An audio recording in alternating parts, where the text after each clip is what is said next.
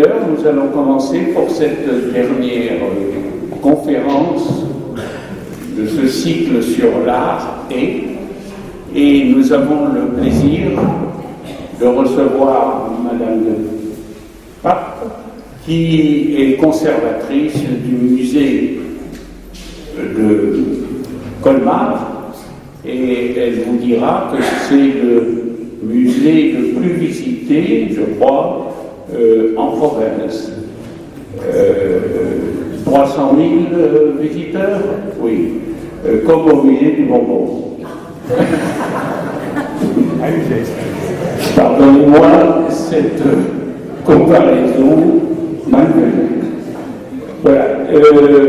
Je vais donc laisser la parole à Christian, qui connaît bien notre conférencière et qui pourra vous la présenter beaucoup mieux que je ne pourrais le faire. Merci Daniel. Donc, comme Daniel l'a dit, cette année 2016-2017, aujourd'hui, nous terminons notre cycle sur l'art et autre chose. Donc ce soir, ça va être l'art et la religion avec la conférence de Panchika, théorie de Pâques. Alors je dirais maintenant Panchika, tout simplement. Alors ça ne s'écrit pas du tout comme ça se prononce. Alors Panchika, car on se connaît avec Laurence, nous deux on se connaît depuis longtemps, mais Panchika aussi. Et c'est un grand plaisir pour les fédères d'accueillir Panchika à Uzès, et dans ce lieu sacré, ce temple sacré qui est justement un des mots-clés de ce soir. Alors je vais vous présenter rapidement Panchika, qui a une formation d'historienne et d'historienne de l'art. Elle est diplômée de l'École nationale du patrimoine. Et son premier poste dans le monde des musées, pendant une dizaine d'années, juste au moment où nous nous sommes connus à Colmar, eh bien, c'était celui de conservateur au musée Unterlinden de Colmar, chargé des collections médiévales. C'est une médiéviste. Elle sera ensuite, pendant 7 ans, conservateur en chef du musée Boucher de Perthes d'Abbeville, puis reviendra à Colmar comme directrice et conservateur en chef du splendide musée d'Unterlinden, où elle est maintenant. Et le musée de Colmar, vous avez peut-être entendu parler, elle vous en dira un mot, mais on en a relativement beaucoup parlé dans la presse, à la télévision, car il a été totalement transformé ces dernières années. Il a pratiquement doublé de surface, et avec une partie ancienne et une partie moderne. Et c'est Panchika qui, de la programmation des travaux à l'ouverture, qui eurent lieu en janvier 2016, s'est occupé de cette extension. Et d'ailleurs, si vous allez sur Internet, eh bien, vous verrez Panchika discutant avec notre président actuel, il est encore président, François Hollande, lors de l'ouverture officielle. Donc le président s'était déplacé pour l'ouverture. Elle est membre de diverses commissions et conseils scientifiques de musées, en particulier du musée du Louvre et du musée Rodin. Donc médiéviste, spécialiste de la sculpture allemande du gothique tardif, elle a évidemment été commissaire de très nombreuses expositions sur l'art médiéval. Elle a écrit de nombreuses publications sur ce sujet, mais aussi sur l'art en Picardie, puisque ayant été conservateur au musée du Boucher de Perthes. Et elle a édité divers ouvrages et catalogues d'exposition, dont celui qu'elle a apporté avec elle et que vous pourrez acheter à la fin de la conférence et qu'elle pourra vous dédicacer. Alors cet ouvrage, sur lequel elle va, je crois, beaucoup s'appuyer, s'appelle Le retable d'Isenheim, le chef-d'œuvre du musée Unterlinden, écrit en collaboration en 2015 avec Magali Haas. Pour terminer, Panchika est officier des arts et des lettres. Alors j'ai juste un petit mot maintenant. Panchika, je te donne maintenant la parole pour nous évoquer le thème de l'art et de la religion à travers l'art médiéval et plus particulièrement avec cette œuvre unique qui est le retable d'Essenheim, après quelques diapos, je crois, d'introduction sur le musée. Merci beaucoup, Christian. Merci, bonsoir à vous tous.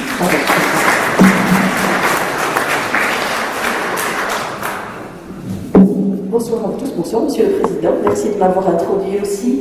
C'est vrai que je me suis dit que c'était peut-être intéressant, avant de vous parler de l'art et le sacré et la religion à travers le prisme du retable d'Essenheim, que de vous montrer juste quelques petites images sur le nouveau musée Unterlinden, juste comme ça, que vous ayez peut-être une envie d'y venir ou d'y revenir.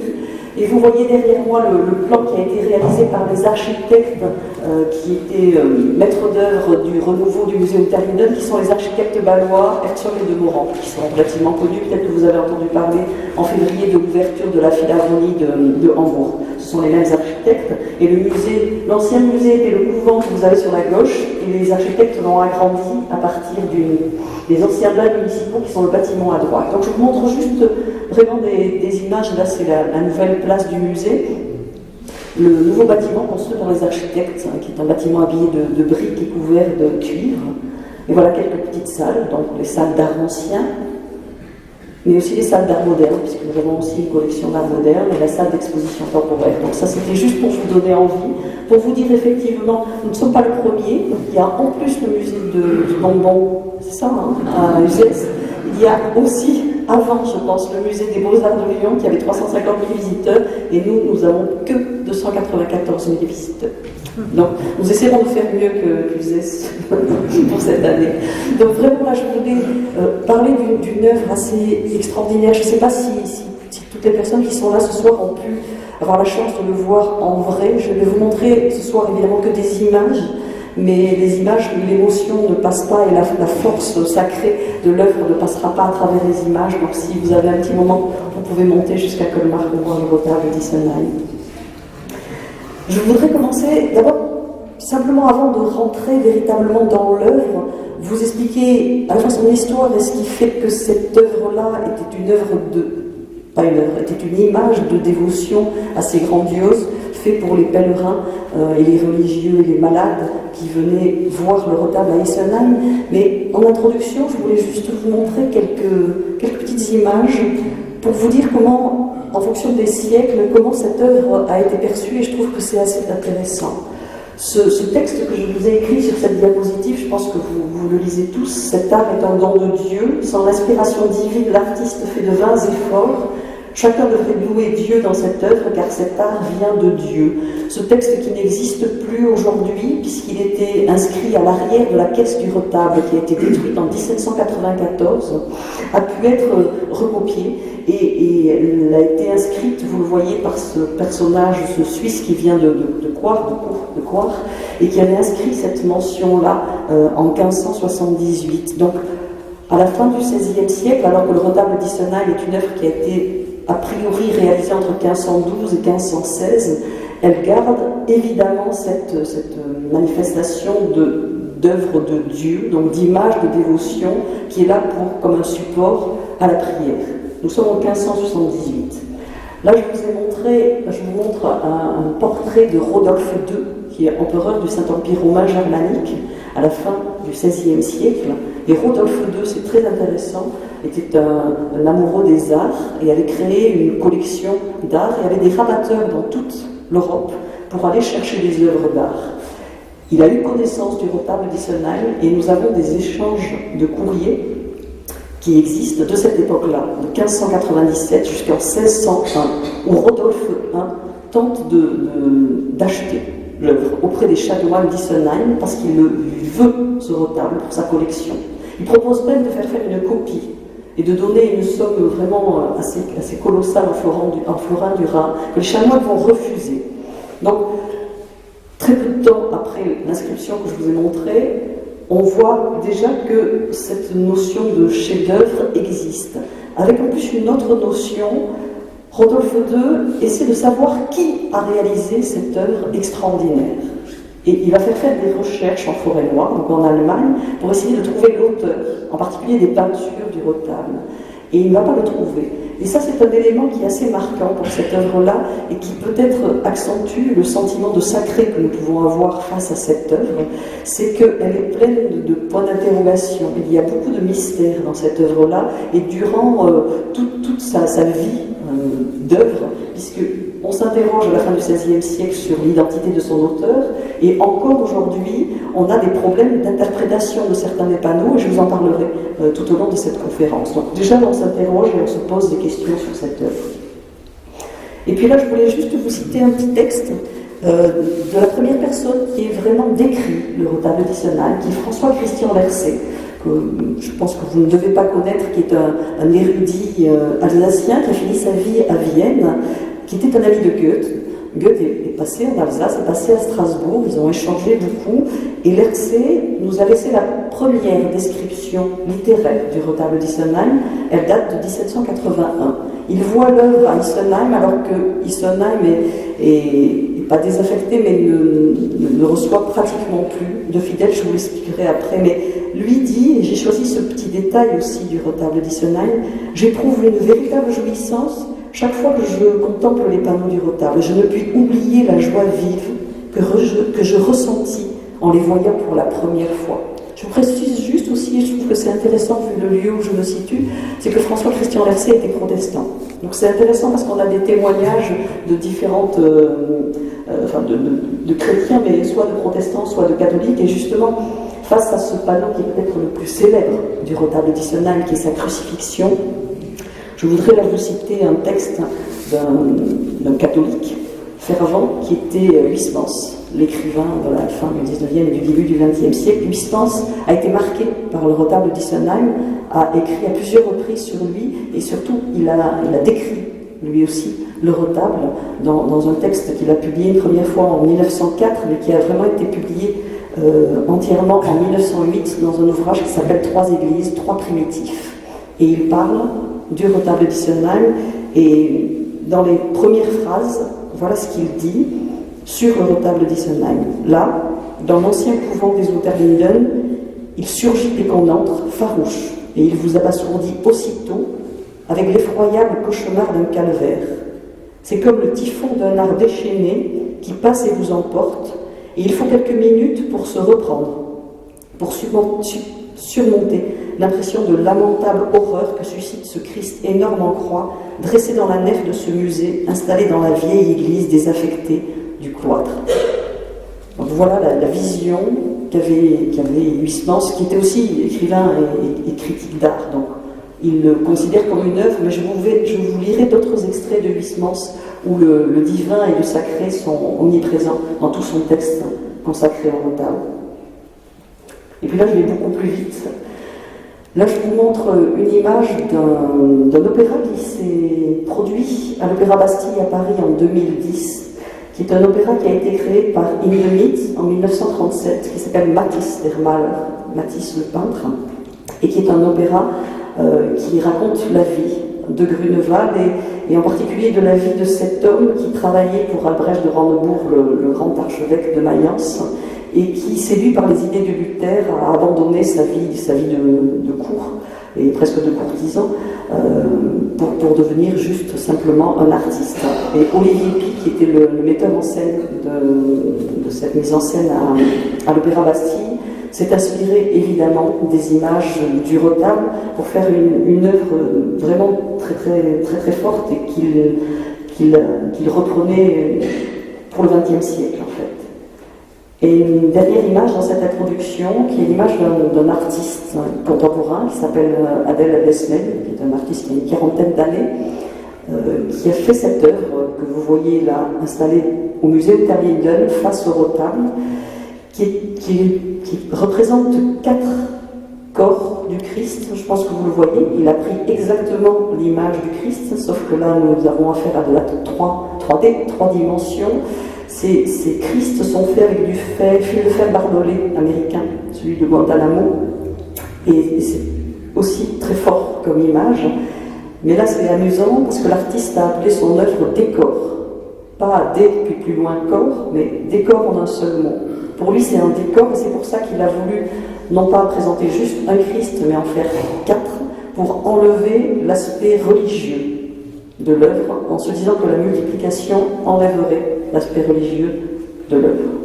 Peut-être aussi pour le sublimer et aller vers le sacré, puisque le sacré, c'est vraiment très intéressant en fonction des époques et dans le sentiment que l'on peut lier au sacré, soit il est en opposition avec le profane, et dans ce cadre-là, tout ce qui est sacré dans le religieux, c'est ce qui est dans l'enceinte de la religion, tout ce qui est inviolable, tout ce qui est derrière cette barrière qui est la religion, tout ce qui est profane, c'est ce qui est devant l'enceinte, mais très vite ça va prendre un aspect plus de crainte et de respect par rapport à une œuvre absolue. Donc c'est un petit peu sur tous ces sentiments-là que je voudrais surfer pendant la conférence.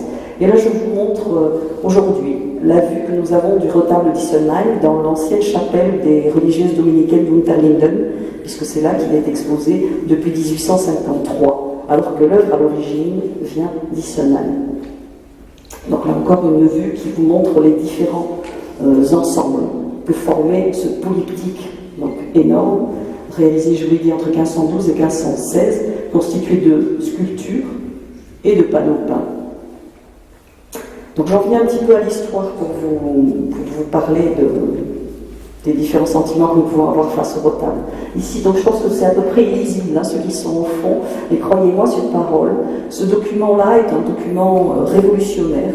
En 1793, le gouvernement parisien demande à ce que des commissaires de la République soient nommés dans les départements qui viennent d'être créés, et que ces commissaires de la République fassent un inventaire des biens dans les églises et dans les maisons de maîtres. Ici, vous avez cet inventaire qui a été réalisé par Jean-Jacques Carpf, qui est un peintre, et Pierre Marquer, qui est un bibliothécaire, et ils ont fait l'inventaire, et vous devinez peut-être à la forme sur la 3e colonne qu'il s'agit là de la description du retable. Et non seulement ces deux hommes ont fait la description du retable, mais en plus, pour sauver le retable, l'ont transporté jusqu'à Colmar, qui était le chef-lieu du département. Là aussi, c'est une directive nationale qui demandait que dans chaque département, s'il y avait des risques de vandalisme, on transporte toutes les œuvres d'art au chef-lieu du département. C'est ce qui a été fait dans le département du Haut-Rhin. Donc, le retable s'appelle retable d'Issenheim parce qu'il vient d'Issenheim, mais il est aujourd'hui conservé à Colmar, qui est à 20 km au sud de Colmar. Ce que vous voyez là, c'est une reconstitution qui a été faite puisque l'église elle-même d'Issenheim a brûlé en 1830. Il ne restait plus que des fondations qui ont pu être fouillées. À partir des fondations et des gravures anciennes, il y a pu y avoir une reconstitution de ce lieu d'où venait le retable. Ce lieu est très particulier, c'est donc l'église qui appartenait à une entité plus importante, une commanderie d'Antonin.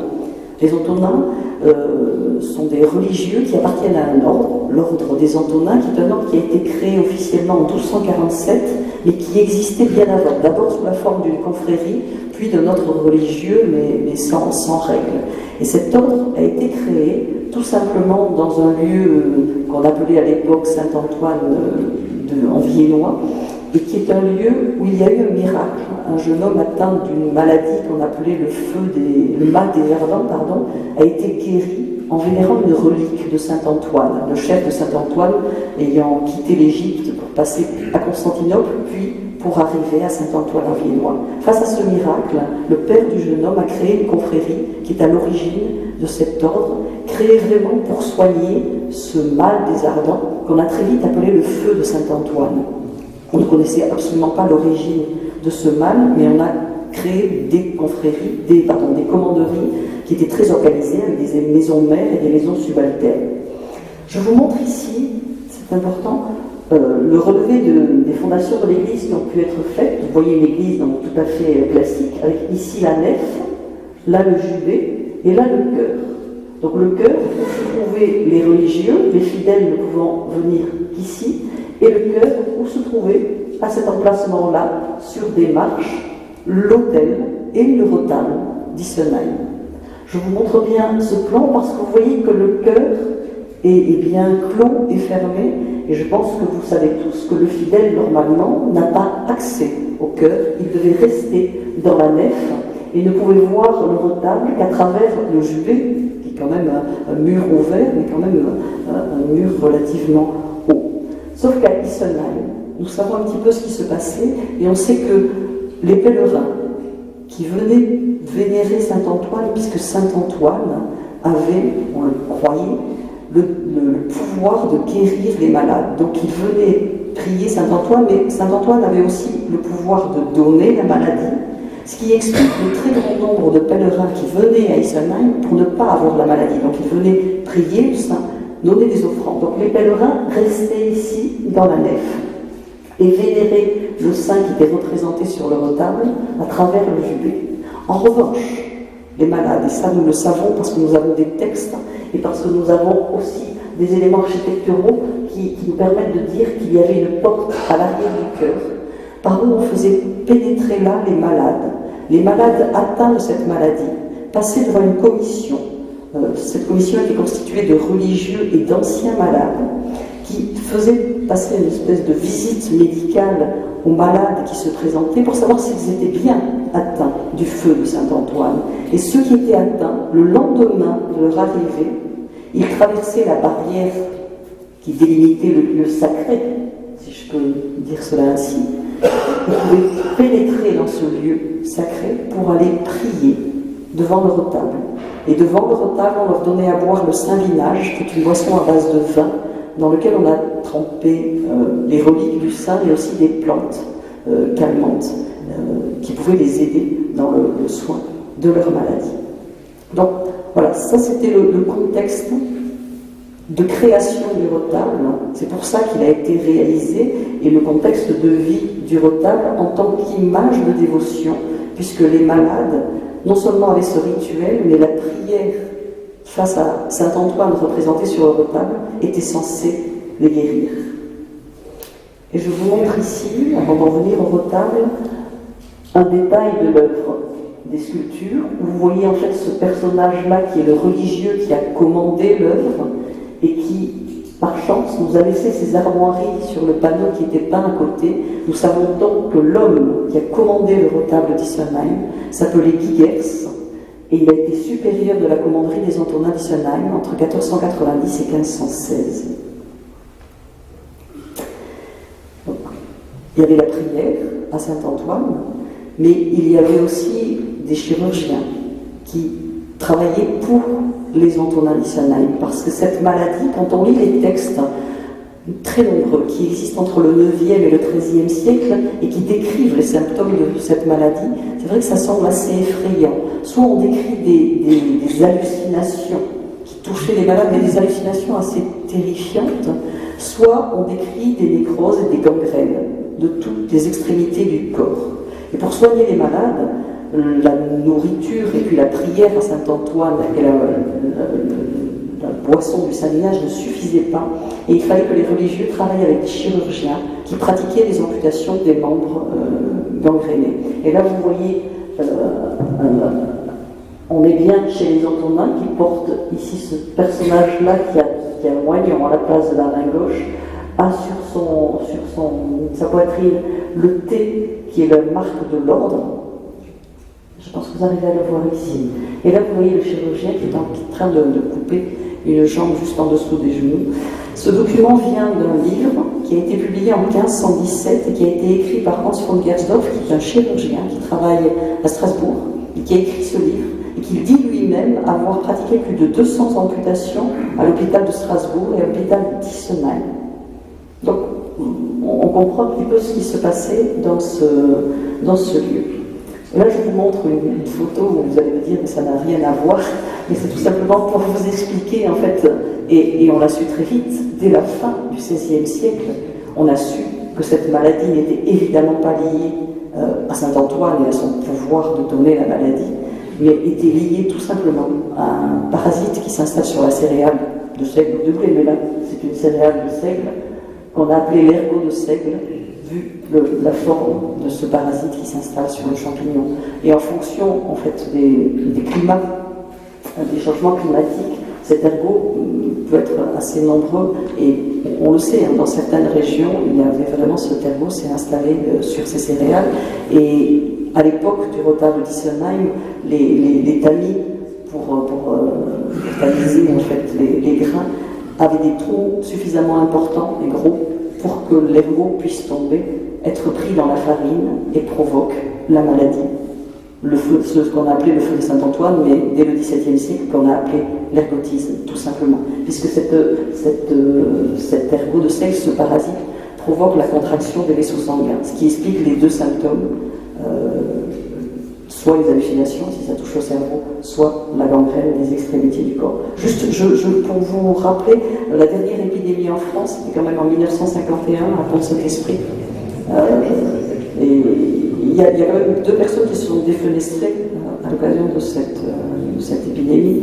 Je vous dis juste ça pour que vous arriviez à imaginer et à pouvoir penser à fait ce que pouvaient ressentir les malades qui étaient atteints de ce mal. On est au début du XVIe siècle, on n'est pas en 1951. Donc pour eux, à part l'Église, il n'existe rien d'autre. Donc quel devait être leur niveau de terreur et d'impuissance quand ils arrivaient chez les Antonins et quand ils arrivaient face à ce que vous voyez là, face à cette œuvre. Là. Je vous rappelle, les malades étaient conduits directement au pied de l'œuvre qui est ici sous vos yeux. Donc, avant de pénétrer dans l'œuvre, je voudrais juste vous dire quelques mots très vite sur les auteurs de l'œuvre. Je vous ai dit qu'à l'époque de Rodolphe II, on ne savait pas qui était l'auteur. Même Christian Lercé en 1781 ne sait pas qui est l'auteur de ce retable.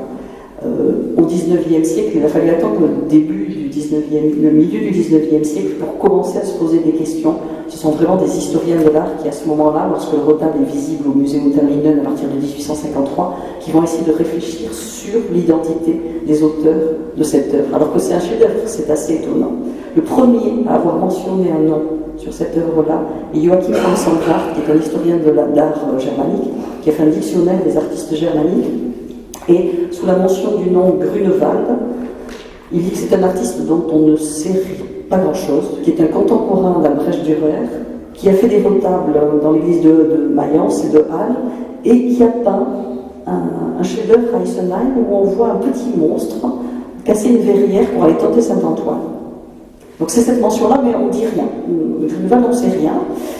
Là, je vous montre ce qui nous semble être un autoportrait de cet artiste que vous voyez là, qui est conservé à Erlangen, et qui, depuis 2007, donc il a fallu attendre 2007, ce Grunewald, qui est un pseudonyme, nous avons pu découvrir sa véritable identité. Puisque depuis le milieu du XIXe siècle, il y avait plusieurs propositions qui circulaient, soit un maître Matisse, soit un Matisse Grün, soit un Matisse Nittard Gotthard. Et en 2007, nous avons fait une grande exposition à Colmar, à Karlsruhe et à Berlin, et nous sommes tombés d'accord en fonction des sources, en fonction des œuvres elles-mêmes qui restaient, des inscriptions, des textes. Maintenant, nous avons la certitude que cet homme, ce peintre d'Isenheim, est un artiste qui s'appelle Matisse Nittard Gotthard, qui est né à Würzburg vers 1475-80 et qui est mort à Halle en 1528. Cet artiste-là n'a travaillé, on le sait aujourd'hui, n'a travaillé que pour des religieux, que pour des chanoines, que pour des religieux comme les chanoines de la commanderie des Antonins d'Isenheim, que pour Albrecht, de l'archevêque Albrecht de Brandenbourg. Donc vraiment, il n'a travaillé que pour des religieux. Alors que je vous le rappelle, il est contemporain d'Albrecht Dürer, qui lui a travaillé pour les grands de ce monde, pour l'empereur, pour des bourgeois, qui a pratiqué des commandes très diverses et qui a fait beaucoup d'œuvres profanes. De Grunewald, nous ne connaissons que des œuvres religieuses. Je vous en montre une autre qui se trouve conservée à Karlsruhe, qui est la crucifixion de Tauberbischofsheim. Et là, je vous montre rapidement une petite carte pour que vous voyez où il a travaillé. Il a surtout travaillé dans la vallée du Main et la vallée du Rhin. Et il meurt à Halle, donc une ville qui est relativement au nord de l'Europe, de l'Allemagne actuelle. Concernant le sculpteur, alors là c'est encore plus flou parce que personne ne s'intéresse aux sculptures, donc il faut attendre le début du XXe siècle pour essayer pour donner un nom à ces sculptures, puisqu'en fait, évidemment, à cette époque-là, on ne signe pas une œuvre qui est peinte à la gloire de Dieu. Les œuvres sont rarement signées, donc il faut attendre le début du XXe siècle pour trouver qui est l'artiste de ces sculptures. Et on l'a fait en comparant avec le retable qui se trouvait dans la cathédrale de Strasbourg, et je vous montre là qu'une gravure qui date de 1617 parce que le retable de Strasbourg a été détruit, il n'existe plus. Il reste juste quelques œuvres, donc le buste que vous voyez à droite est un buste qui venait de ce grand retable de la cathédrale de Strasbourg qui avait été payé en 1501 à un artiste qui s'appelle Nicolas de Haguenau. On le paie lui et ses deux frères pour le retable de Strasbourg. Et je vous montre à gauche un élément qui vient du retable d'Issenheim, et je pense que vous voyez très bien la similitude stylistique entre ces deux sculptures. C'est grâce à cette comparaison qu'on a pu attribuer les sculptures du retable d'Issenheim à Nicolas de Haguenau. Donc vous voyez le temps qu'il faut pour connaître cette œuvre qui est pourtant aujourd'hui un chef-d'œuvre et qui de tout temps a été connue et réputée. Et cet aspect-là, cet aspect de mystère, permet d'accentuer le sentiment un peu profane, sacré au contraire, de l'œuvre du retable d'Issenheim. Moi je vous montre juste un petit schéma. C'est pas très lisible, mais pour vous expliquer que ce polyptyque à double paire de volets pouvait avoir trois présentations. Soit il était fermé, soit il était ouvert, soit il était présenté en position intermédiaire. Et ce, en fonction des fêtes liturgiques. En revanche, nous n'avons pas de texte pour nous dire à quel moment le retable était vu fermé, ouvert ou en position intermédiaire. Fermé, on peut imaginer que c'était pendant le carême, puisque tous les retables sont fermés pendant le carême, mais il pouvait y avoir d'autres moments aussi où il était représenté fermé. Voilà le retable tel qu'il était vu fermé. Donc là, vous vous souvenez, je vous ai lu le texte de Huysmans à propos de cette œuvre, de ce panneau-là, de la crucifixion. De part et d'autre se trouvent les deux saints que l'on vénérait à Issenheim. Voilà d'abord Saint Antoine. Vous vous souvenez, je vous ai parlé de ce petit texte de Sandrart qui parle d'un petit monstre qui casse une verrière pour aller tenter Saint Antoine. Saint Antoine est ce religieux qui a vécu en Égypte à la fin du IIIe et au début du IVe siècle, dont on connaît la vie par le texte écrit par son contemporain Saint Athanase, qui raconte effectivement que Saint Antoine, qui vit en ermite après avoir donné tous ses biens aux pauvres, est tenté par Satan qui lui envoie des monstres. Donc là, vous le voyez, il ne bouge pas. C'est le Saint Patron, c'est lui qu'on vient prier pour ne pas avoir la maladie ou pour être guéri si on est atteint de ce mal-là. L'autre saint associé est Saint Sébastien, que l'on vénère lui contre la peste et qui est très souvent mis en relation avec Saint Antoine. Là, je vous montre juste un point technique pour que vous sachiez. En plus il y a à peu près 12 ensembles peints par Grunewald qui restent, ce qui est très peu, on en connaît très peu. Et il y a une trentaine de dessins connus de Grunewald, et vous voyez là deux dessins qui n'en formaient qu'un à l'origine, qui appartiennent au musée de Berlin et de Dresde, et qui sont pratiquement à grandeur de l'œuvre, une étude très aboutie du torse de Saint-Sébastien. Je reviens à la crucifixion, et là je voudrais juste vous lire à nouveau Huysmans pour vous parler de cette scène-là, qui peut peut-être vous surprendre. C'est vrai qu'un calvaire, il y a soit la croix avec la Vierge et Saint Jean, soit la croix avec la foule qui est au pied de la croix. Et là, c'est une composition assez étonnante par le peintre Grunewald. Vous voyez ce Christ terrifiant, tel que le décrivait Huysmans, et les personnages qui sont de part et d'autre, vous devez aussi, j'imagine, les reconnaître, mais ce qui marque le regard, peut-être moins sur l'image, mais quand vous rentrez au musée de Unterlinden, on est vraiment happé par la tache blanche que vous voyez ici dans l'image de la Vierge. La Vierge a bien son manteau bleu, son manteau azurite, mais elle s'est enroulée dans le linceul dans lequel on va enterrer son fils. Et cette marque blanche attire tout de suite le regard dans cette œuvre qui est quand même relativement sombre ici. Et là, Huysmans dit, pour elle, pour la Vierge, l'on conçoit qu'il est mis en pleine lumière. Sa prédilection se comprend car jamais il n'était encore parvenu à peindre une mère aussi divinement jolie, aussi surainement souffrante. Et le fait qu'elle stupéfie dans l'œuvre rébarbative de cet homme. Donc c'est une belle formule, divinement jolie. Voilà, mais c'est vrai que votre regard est appelé en fait par cette image blanche que vous voyez. Donc c'est Saint Jean qui soutient la Vierge, ce Saint Jean, le frère du Christ presque, qui a ce bras trop grand et qui soutient cette Vierge qui est là. À leurs pieds se trouve Marie-Madeleine, qui est beaucoup plus petite, avec son pot d'angan, qui est son attribut assez caractéristique. Et puis le personnage que vous avez à droite,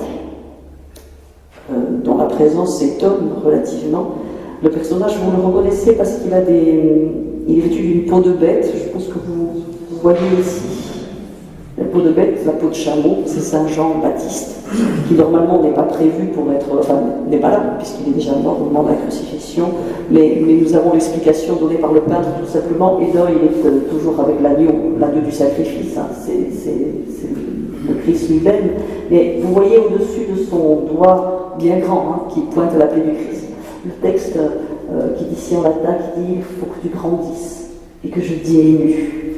Donc là, on est vraiment dans cette proposition faite par l'artiste. Alors, est-ce que c'est l'artiste qui a fait cette proposition-là, ou est-ce que c'est le commanditaire? Évidemment, nous n'en savons rien. Guiguerre, c'était théologien. Nous n'avons pas le contrat entre le maître d'ouvrage, celui qui a financé, et les maîtres d'œuvre, donc on ne sait pas si c'est Guiguerre qui a demandé à l'artiste de mettre ici présent, sous la crucifixion, Jean-Baptiste. Jean-Baptiste qui est là pour faire le lien. Jean-Baptiste, c'est le dernier prophète de l'Ancien Testament, et qui montre du doigt justement le Christ qui est là sur la croix, mais aussi la présence de Jean-Baptiste de part et d'autre, de Jean-Baptiste et de la Vierge de part et d'autre du Christ, est aussi une représentation très classique qu'on reprend et qu'on retrouve dans l'iconographie byzantine, qui est la déisis, c'est-à-dire le jugement dernier. Donc cette image que vous avez sous les yeux, du point de vue religieux, était pour les fidèles qui venaient à Isenheim l'image de désespoir, l'image de la mort du Christ, mais en même temps était l'image du jugement dernier, et donc de la résurrection de tous. Et ce caractère, enfin, ces deux idées-là, ils les connaissaient, peut-être que nous aujourd'hui on les a oubliées, mais ils les connaissaient véritablement dans cette représentation-là. J'en profite aussi pour vous dire que Grunewald, on le sait aujourd'hui, était ingénieur hydraulicien. Je trouve ça assez étonnant qu'un homme qui puisse construire des ponts et des moulins puisse dessiner cette croix en haut. Ici, vous la voyez, elle est de face. Ici, en bas, elle est dessinée d'une perspective de 3 quarts. On a l'impression qu'il le fait exprès pour accentuer le malaise que l'on peut avoir face à cette œuvre, sachant qu'il touche ceux qui sont malades de corps, peut-être aussi d'esprit. Ça ne devait pas être évident de vivre à cette époque-là avec cette épée de Damoclès qui était évidemment la mort, mais aussi l'Église.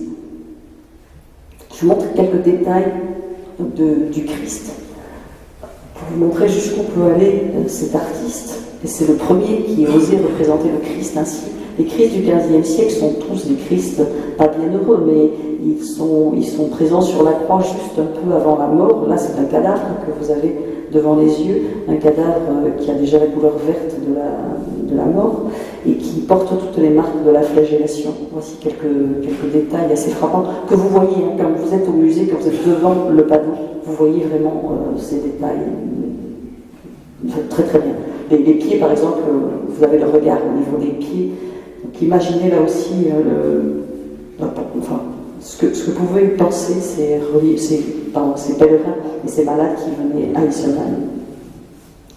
Voilà les détails de plus près de Jean-Baptiste. Alors là, malheureusement, sur l'image, on ne le voit pas très bien. Et ce n'est que la crucifixion, mais c'est juste pour vous mettre en haleine par rapport à la suite qui va arriver. Je voudrais juste vous dire un petit mot.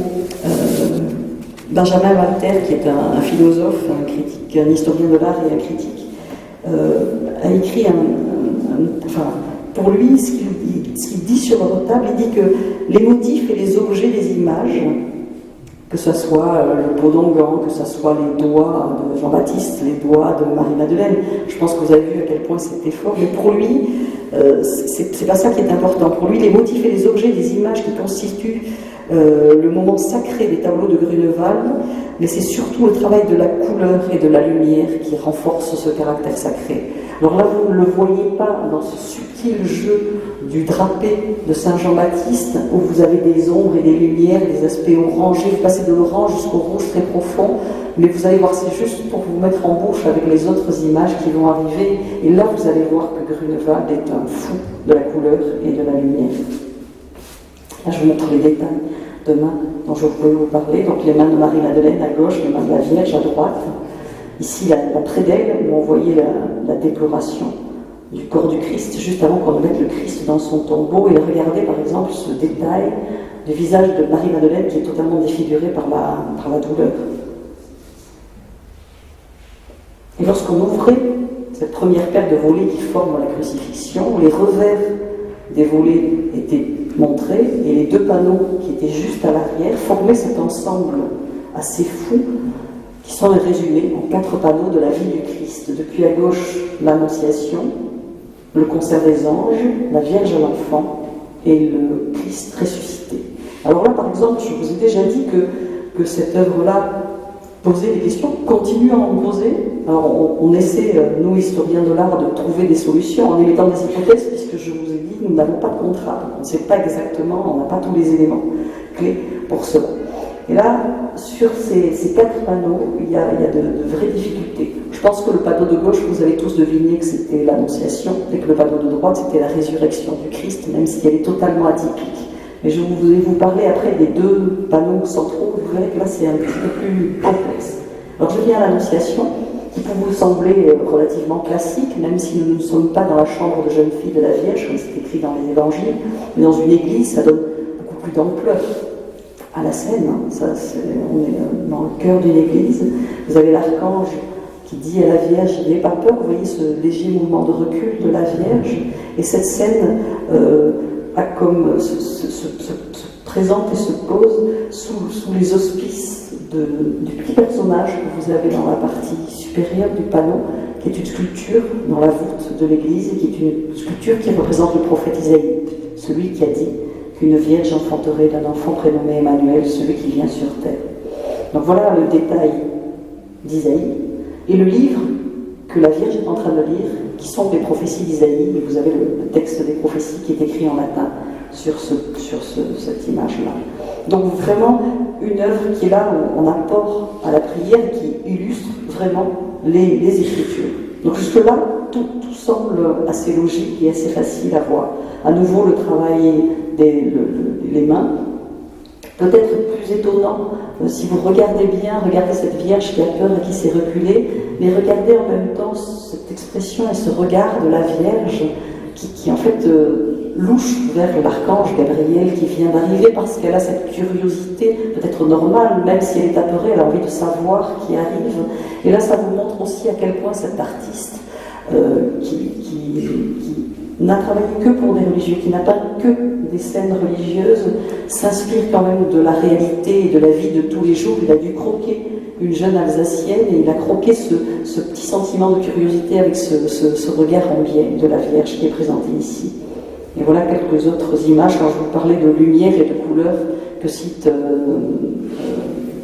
Walter, vous voyez ici, entre la colombe du Saint-Esprit et le traitement de l'archange Gabriel, vous le voyez là.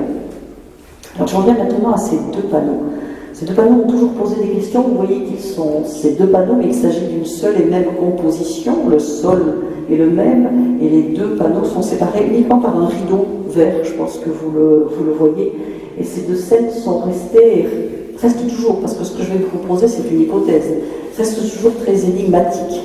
Il reste énigmatique puisque, d'abord, cette architecture, on ne savait pas très bien ce qu'elle représentait.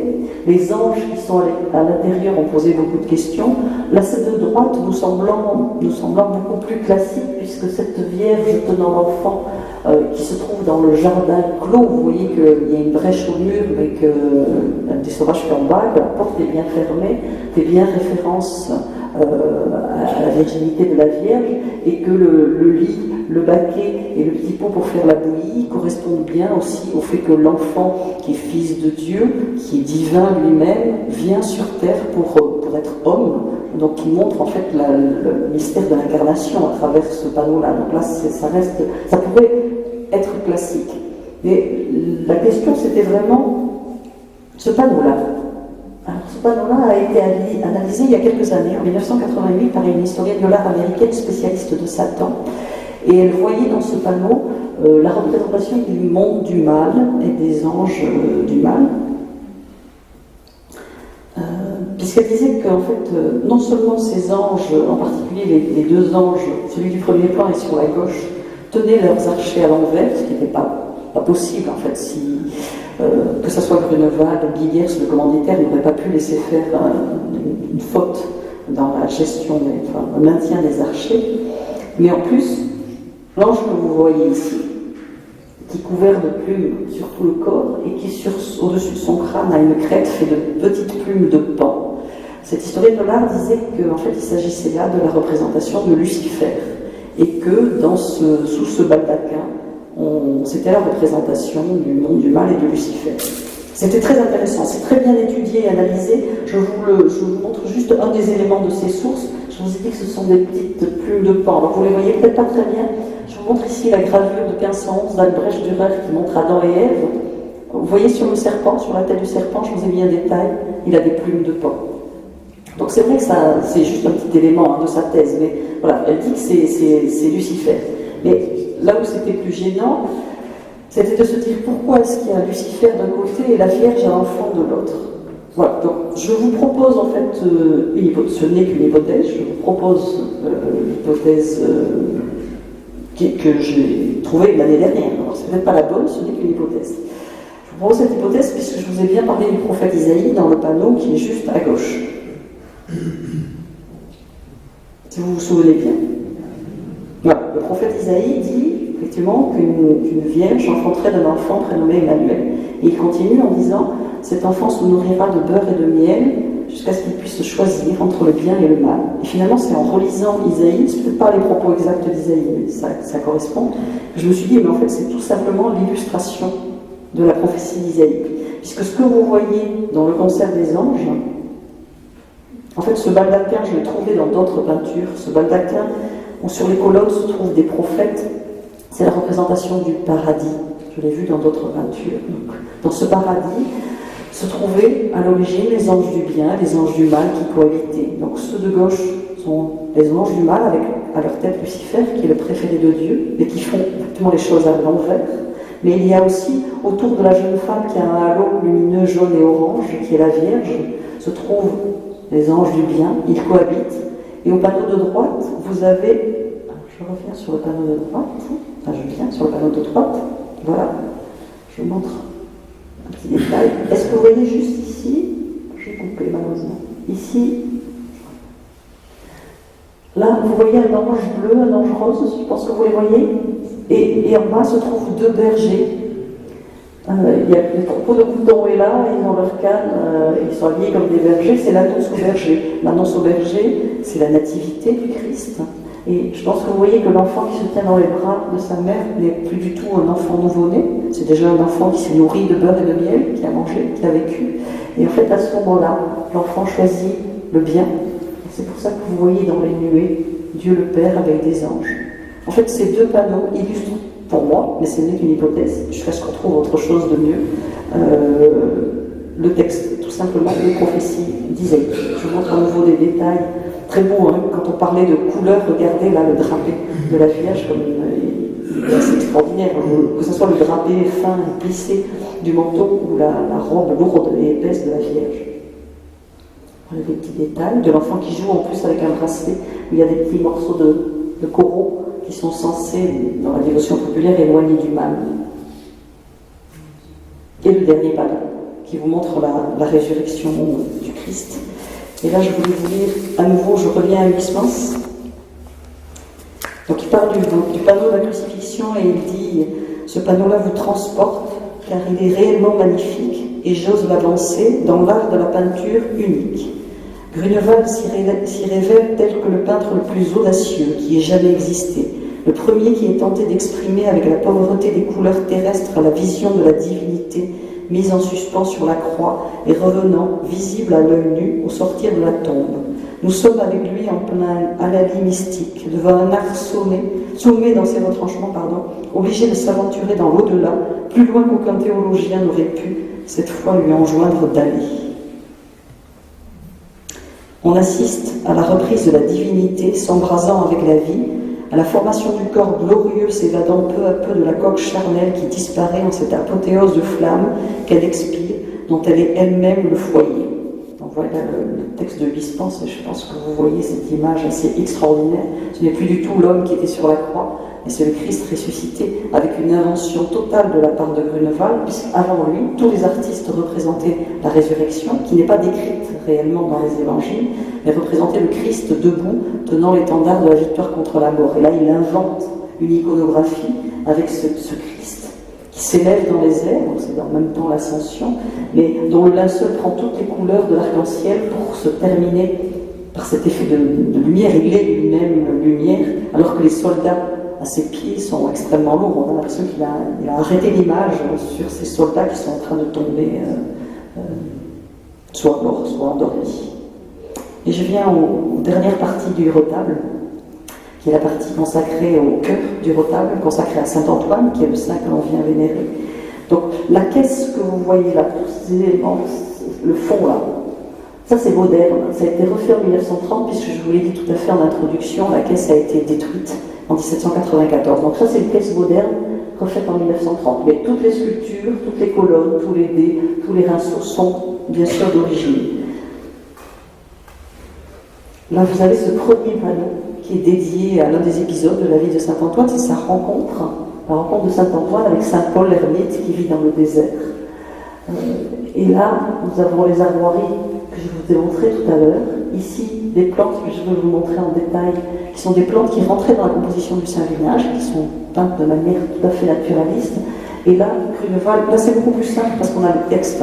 On a un texte écrit par Jacques de Voragine, qui est un religieux du XIIIe siècle, qui a écrit la vie des saints, et qui raconte comment, c'est toujours un peu merveilleux, Saint-Antoine qui vit dans le désert se perd dans la forêt, va être conduit d'abord par un loup, puis par un centaure jusqu'à la grotte où vit Saint-Paul. Saint-Paul ne veut pas lui parler, finalement ils arrivent à pouvoir entamer un dialogue, et à ce moment-là arrive un corbeau qui porte 2 morceaux de pain. Saint-Antoine s'en étonne et Saint-Paul lui raconte que tous les jours à midi, Dieu lui fait porter un morceau de pain par le corbeau, et que ce jour-là, il a su qu'il aurait de la visite, alors il porte 2 morceaux de pain. Donc c'est vraiment, là nous avons les textes, et là je vous montre des petits détails, mais ce n'est qu'une image, donc il faut le voir en réalité. Vous voyez les plantes dont je vous ai parlé, les pavots qui rentrent dans la composition du Saint-Vinage. Voilà les armoiries avec un pied de plantain qui rentrait aussi dans la composition du Saint-Vinage. Et voilà ces visages très beaux du saint qu'on venait vénérer à Eisenheim. Toujours le jeu des mains.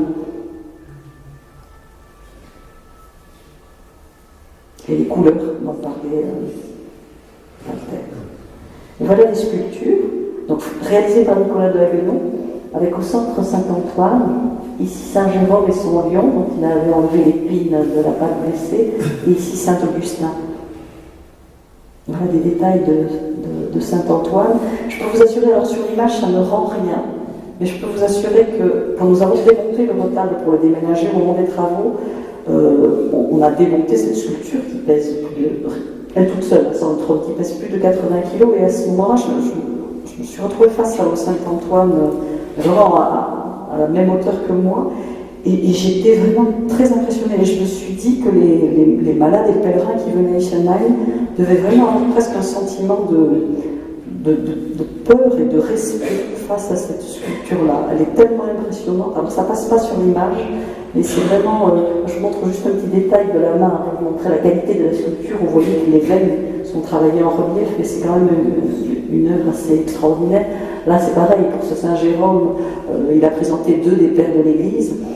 Les pères de l'Église, il s'agit de la sagesse qu'on représente en montrant la vieillesse, en fait, et vous voyez ce visage creusé, et même la dent qui manque, hein, devant pour montrer la vieillesse du personnage. Donc on a une sculpture de très très grande qualité à travers cette œuvre-là.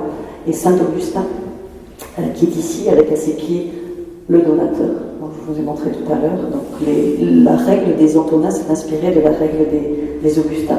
Et le dernier panneau, qui montre l'agression de Saint-Antoine par les monstres. Là, nous avons le texte de Saint Athanas qui nous raconte comment ce pauvre Saint-Antoine qui essaie d'échapper à la foule qui veut le suivre, va vivre toujours plus loin dans le désert, et comment une nuit, il est attaqué par des monstres qui le jettent à terre, et comment il a un moment de doute. Le petit papier que vous voyez là est un papier qui est l'appel au secours de Saint-Antoine. Et c'est important. Je vous ai montré aussi, c'est une aquarelle qui est au musée de Karlsruhe, c'est assez intéressant, c'est une aquarelle qui a été peinte pendant que l'artiste et ses compagnons et apprentis étaient en train de peindre cette œuvre-là, juste pour que vous voyez que en fait, l'artiste finit par le personnage, il fait d'abord tout le fond, tous les détails, et puis après le personnage lui-même. Et voilà des détails, parce que je pense que sur image, c'est peut-être plus intéressant de voir des détails que vous ne verrez pas quand vous allez au musée. On les voit quand même, mais jamais aussi près, pour voir la qualité de la couleur, l'originalité des petits monstres qui sont là. Voilà.